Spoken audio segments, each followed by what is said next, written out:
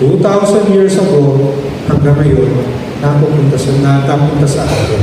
At ito po ay ang ating linalabanan tuloy-tuloy. But, yun nga po, alam po natin na maski na tayo po ay tuloy-tuloy na lumalaban at itong temptation na to, itong sin, ay nakapaligid sa atin, alam po natin at ang ating Panginoon ay nandito po. Nandito po para siya po, He was the one who loved us first. Siya po ang lumalapit sa atin. Yung mga nag-imbita sa inyo ngayong gabi, sino yung mga taong yun po, maaari po, yun ang mga sugo ng Panginoon para imbitahin kayo dito. Alam niyo po itong area na to,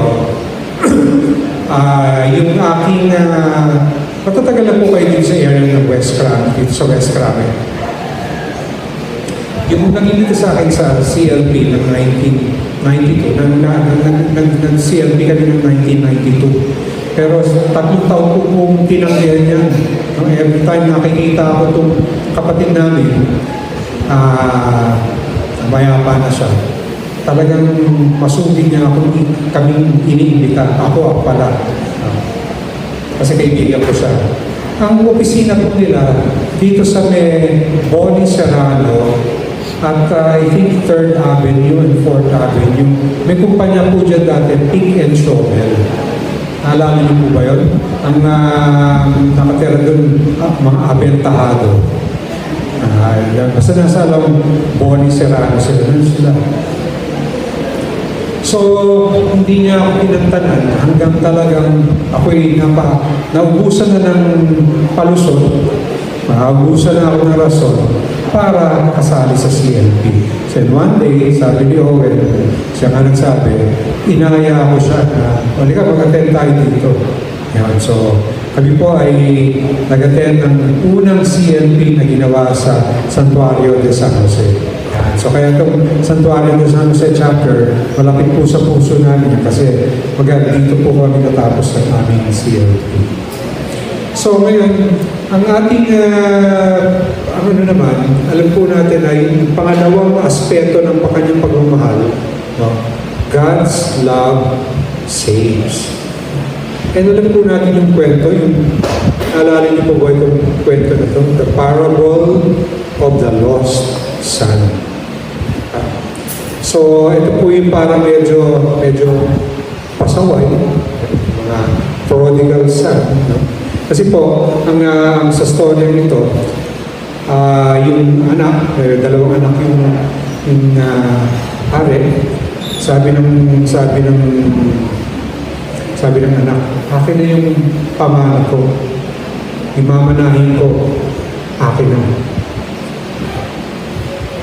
During that time, pag ang mana mo, hiningi mo sa iyong magulang, at ang magulang mo ay buhay pa, parang sinasabi mo, para ka ng patay naman. Parang itinuturing mo siyang patay na. No? Kasi sa panahon na yun, pamamanahin ka lang pag namatay mo ulo. Pero ito, hiningi niya rin kanyang mana. At anong ginawa niya sa kanyang mana? Nag-ibang bayan siya, linustay niya, inubos niya, nag-good time siya. No? Siguro, yung mga pinagagawa niya, and then naubos. At later on, kailangan siya magtrabaho siya sa isang talagang hard labor para talagang yung napakataas niyang posisyon na marami siyang pera, ngayon siya ay laborer, naghihirap, nagugutom. And then later on, sabi niya, pagod na siya, babalik ako sa aking ama at sasabihin ko sa kanyang ama, nagkasala po ako sa Diyos at sa inyo. Hindi na ako karapat dapat na tawagin anak niyo.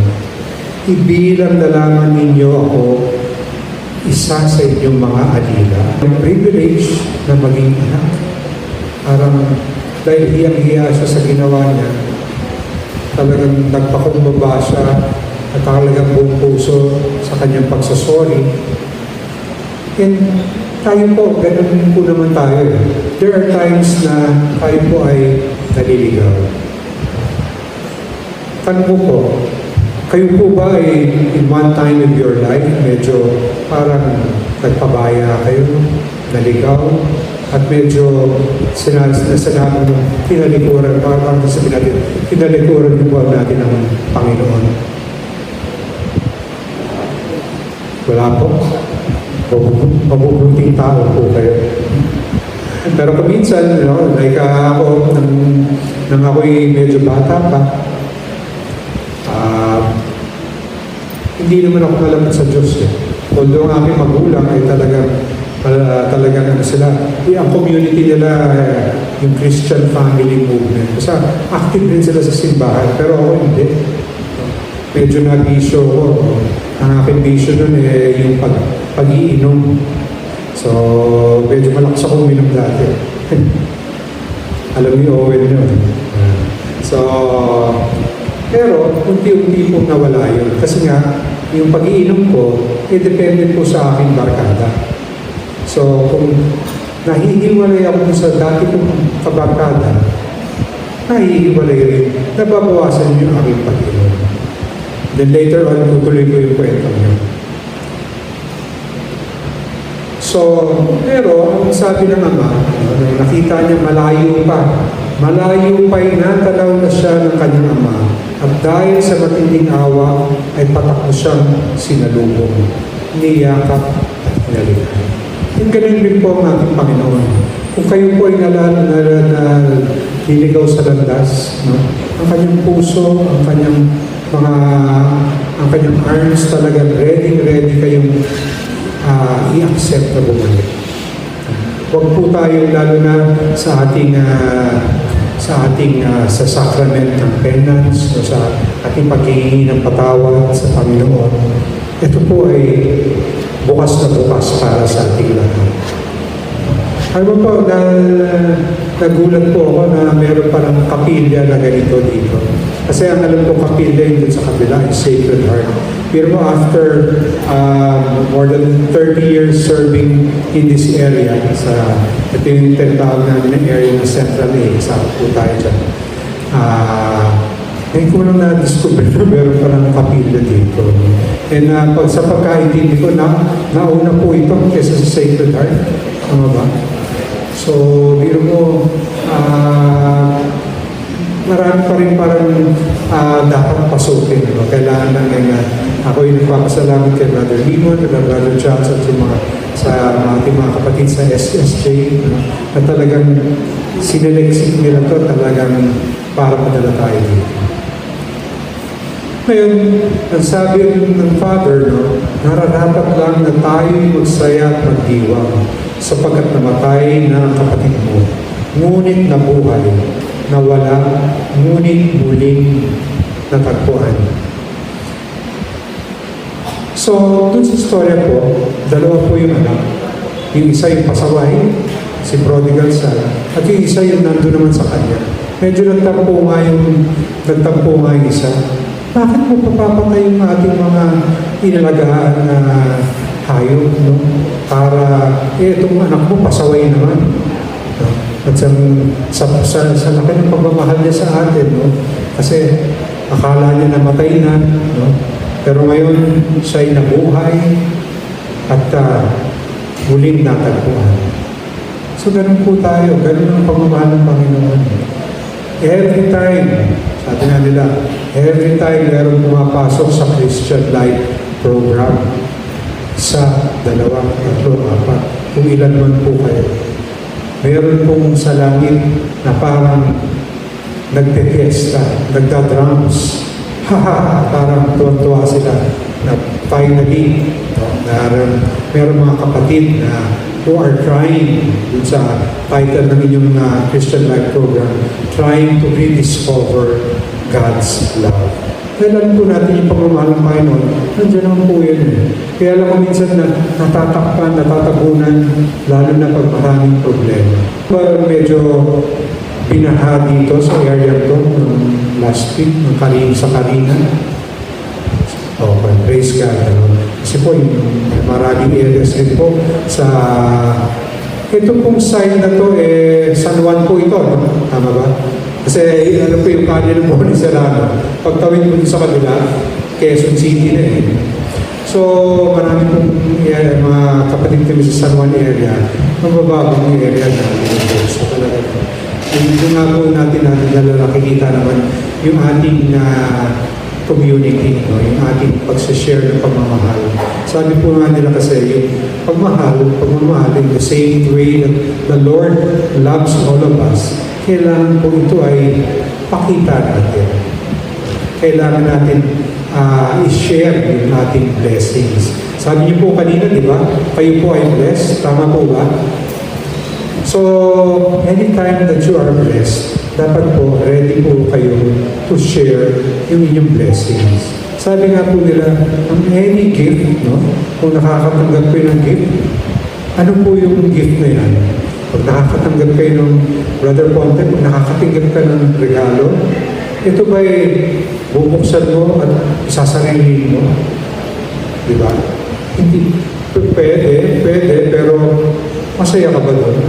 Di ba? Ang pinakamasaya sa lahat, may regalo ka, galing kay Sister Ana. Binuksan mo, tapos makikita ni Sister Ana yung tuwa mo. And parang yung nagbigay, parang tuwan-tuwa na rin doon kasi nakapagbigay siya ng bigay. So, ganun po tayo. Anytime that we are gifted, we receive a gift, a blessing, kailangan po bahagi natin. Yan po, sabi nga ni Kuya Charles, pwede po kayong maging marites yan. Para ikwento nyo kung paano kayo nabibiyaan ng Panginoon. Yung ganun po yung balitang gusto natin ikalat, yung magandang balita. Hindi yung chismis, hindi yung nakakasira, hindi yung parang nayuyurakan yung ibang tao dahil sa mga chismis na yun. So ito, kung magkakaroon tayo po ng quote-unquote chismisan dito sa ating community, ang kailangan na chismis po, yung magandang balita. At ito po yung napakagandang balita. Alam po natin that God's love redeems and saves us. Yan po ang mensahe ng ating ito. And God's love is expressed in the offering of His only Son. Sabi ko po, St. John Paul tells us God's love is expressed in the offering of His only Son. Jesus is God's beloved, the Son who redeems. His acts are redemptive. Alam po natin ito from John 16. For God so loved the world that He gave us His only Son,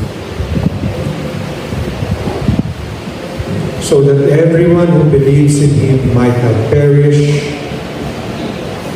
but might have eternal life. Ngayon po,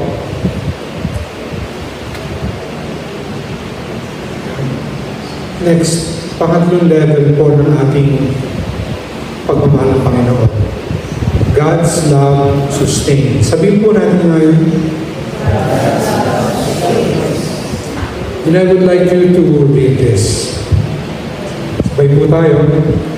Ngunit ang patnubay ng Espiritu Santo na isusugo ng Ama sa pangalan ko, ang siyang magtuturo sa iyo ng lahat ng bagay na magpapaalala ng lahat ng sinabi ko sa iyo. Kapayapaan ang iniwan ko sa inyo, ang aking kapayapaan ay binibigay ko sa inyo. Hindi ito katulad ng kapayapaan ibinigay kay mundo. Huwag magpapagal ang inyong kalooban at huwag kayong matakot. Ulitin po natin yung last line. Huwag magpapagabag at ang inyong kalooban at huwag kayong matakot. Yan pong linyang yan, do not be afraid. Inuulit po sa Bible yan. Sa mga nagsaliksik, sabi nila, yung phrase na do not fear, huwag kayong matakot, huwag kayong mangamba. Inuulit po yan sa Bible about 360 times.